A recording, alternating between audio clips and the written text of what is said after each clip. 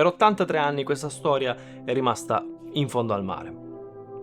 È la storia di un aereo italiano abbattuto durante la Seconda Guerra Mondiale tra il 10 e il 12 luglio 1943. L'aereo è un Reggiane 2002, faceva parte di un gruppo di aerei, il Quinto Stormo, che in quei giorni operavano proprio contro lo sbarco degli alleati. Per puro caso questo relitto è stato ritrovato dall'esploratore subacqueo Fabio Portella. È stato poi riconosciuto insieme all'aiuto di storici della Regia Aeronautica, di appassionati, di un gruppo di amici, e oggi finalmente potete trovare sul mio canale YouTube Il Reggiane di Capognina, che è il documentario che racconta appunto la storia del ritrovamento e di quest'aereo. E in questo video vi racconto innanzitutto quello che non è stato possibile inserire all'interno del documentario, anche per questioni proprio di spazio e di tempo, ma anche vi faremo vedere come abbiamo ricostruito non solo un aereo ma anche una parte di quella battaglia con CGI, computer graphic, AI e ricostruzione appunto partendo dai documenti storici. Per puro caso, qualche anno fa ho conosciuto Fabio Portella in occasione di alcune operazioni di pulizia fondali che faccio come volontario con il team GhostNet di Sea Shepherd. Parlando nei momenti di stacco, nei momenti di pausa con gli altri volontari insieme a Fabio, sono venute fuori appunto tutte queste storie dei suoi ritrovamenti, che sono adesso raccolti in un libro che si chiama La voce dei relitti, che potete trovare al link qua sotto.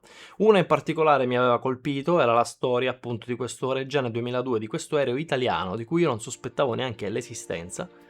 Piccola curiosità da brividi: il giorno in cui ho deciso di fare questo documentario io mi stavo recando da Fabio Portella a Siracusa proprio per iniziare un corso che si chiama GUE Fundamentals, proprio con lui e con il suo team.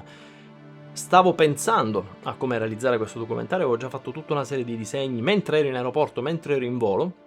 Appena arrivato al diving di Fabio, al tramonto, quindi praticamente all'ora dell'abbattimento dell'aereo, un pescatore viene da Fabio al diving e dice: Fabio, ti devo fare vedere che ho trovato una cosa, secondo me tu sai che cos'è. Fabio risponde: se mi dici dove l'hai presa ti dico cosa hai preso. E questa cosa che aveva trovato questo pescatore nelle sue reti era proprio un pezzo del motore del Reggiane 2002. Lì ho capito che non potevo più tirarmi indietro, che era come se la storia avesse scelto me in un certo senso, e quindi ho deciso di fare all-in in questo progetto. Ok, questa è l'introduzione, però qual è il primo passo pratico per iniziare in un progetto del genere?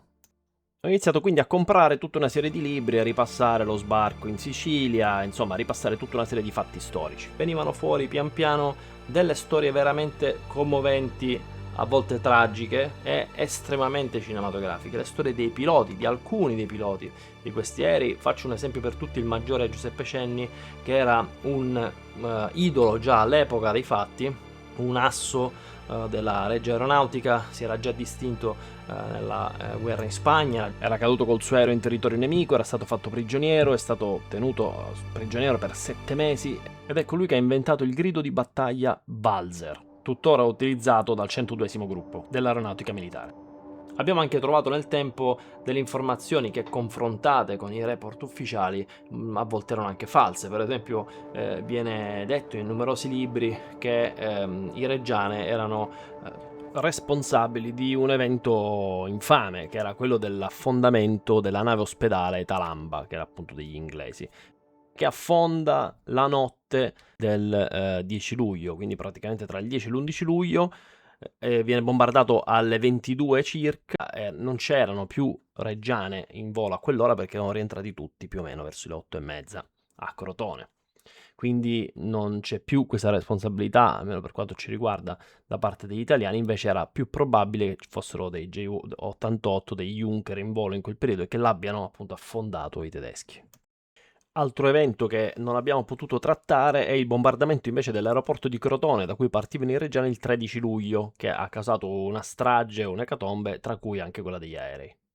E dopo aver appreso tutta questa montagna di informazioni, che ovviamente ho dovuto anche un po' selezionare e scegliere, ho scritto la storia per come poteva venire, ho creato uno storyboard con le scene principali e poi ho cominciato a smanettare con l'AI per cominciare a creare visivamente, almeno dare un'idea di quello che poteva venire.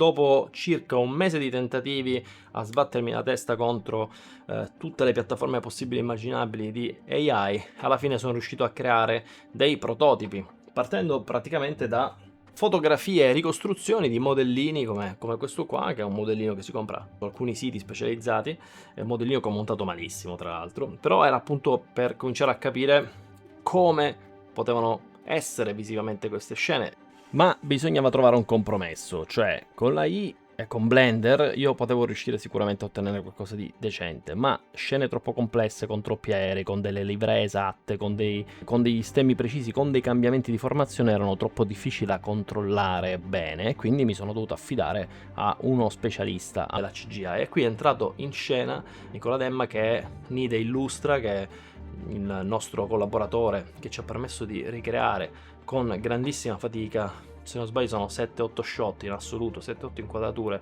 in cui abbiamo dei movimenti degli aerei, oppure abbiamo appunto un aereo che viene abbattuto, quindi sono veramente pochissime queste scene, ma sono state tutte spiegate da me a lui con l'ausilio sì di prototipi AI che avevo creato da solo, che insomma vi faccio vedere, sono un po' rudimentali ma davano già una discreta idea della scena. E poi anche con questo modellino venivano fatti diversi video in cui io spiegavo per esempio, non so, l'abbattimento. Era importante essere sì accurati da un punto di vista storico, ma rendersi anche conto dei propri limiti, farsi un po' un bagno di umiltà e dire noi più avanti di così veramente più di buttare il cuore oltre l'ostacolo in questo modo non riusciamo a fare. E quindi in alcune scene, purtroppo in alcune inquadrature ho dovuto fare dei passi indietro e tenermele così come erano, oppure semplicemente lavorare un po' di furbizia, soprattutto per matchare le scene di CGI con le scene di AI. C'è una differenza cromatica, di pasta, di nitidezza spesso molto forte tra i due, perché in CGI hai il controllo completo della scena, mentre non ce l'hai completamente sempre con l'AI. Insomma è stato tutto molto complesso inizialmente, poi verso gli ultimi shot abbiamo cominciato a capirci qualcosa, sicuramente abbiamo fatto un sacco di errori, è stato molto divertente anche dal punto di vista della color correction. Per esempio ho trovato dei filtri da poter applicare, oggi abbiamo aggiunto della grana cinematografica, abbiamo sporcato un po', abbiamo messo un po' di blur, abbiamo sfocato un pochettino la cosa, l'abbiamo buttata in vacca e cioè siamo portati a casa. È stato fondamentalmente così. Le musiche che sono state scritte al solito dal nostro compositore di fiducia, Riccardo Nanni, il suo team di Seventh Floor, hanno fatto il resto. Era importante avere delle musiche che fossero all'altezza di una storia del genere e della drammaticità del messaggio che volevamo mandare. Ed è che la guerra fa schifo. In un periodo storico in cui siamo invece tutti lì che cerchiamo di creare l'atmosfera di odio, di ritrovare un nemico, ecco, a questo porta la guerra, cioè al sacrificio di persone di grandissimo valore, come lo erano sicuramente i piloti di questi aerei. Forse l'immagine più forte che mi rimane da tutto questo lavoro è quando ho filmato sott'acqua gli ultimi pezzi rimasti appunto del nostro aereo, questi pezzi di alluminio semi nascosti dalla sabbia che Fabio ha diciamo poi successivamente di nuovo ricoperto, no? Seppellito simbolicamente. È stato veramente un momento commovente, così come lo è stato vedere l'ultimo Reggiana intatto al Museo Storico dell'Aeronautica Militare a Vigna di Valle.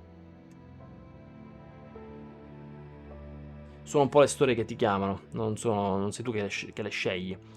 Spesso, come è successo col motore del Reggiane, veniamo un po' chiamati in causa, no? Allora bisogna seguire il flow, bisogna seguire un po' questo fil rouge.